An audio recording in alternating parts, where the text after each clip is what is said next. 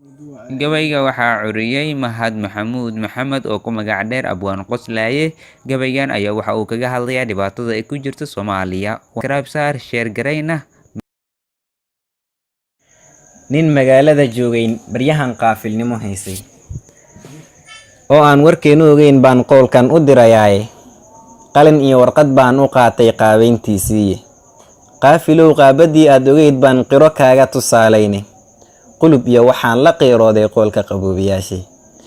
Qaayin iyo qeydhin cunabay Soomaali qaayibtay. Nin doolar qaatay oo qolo u kala geeyay bay qurxiyeene.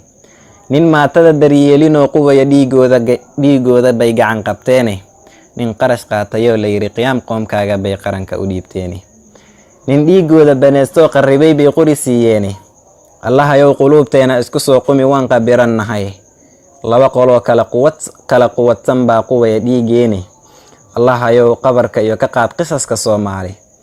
27 sano baan qoro ku noolayne. Allahayow qabarka iyo ka qaad qisaska Soomaali. Waxba gabaygiyo ila qarxin waan soo qabirayaaye. Allahayow adaa qaadir ahee ka qaad qaxarka Soomaali. Quraankii iyo qolkii nabigeena nagu qumi waan qaldoonnay. Malaa'ig baa u qorshaysan oo qori qowlkeene. Allahayow qabiil qurmoon baa qalbiga ku qaalib noqday. Allow naga qabo kuwan qeyrka sheegayne qaayinka ahaaye. Allow noo qurxi qaranka ee qoys kaliya noqone. Qasadkay ujeedaduna waa qeyro galyaani. Sidaasan qaadi gabay ku soo horiyoon ku qabirayaay.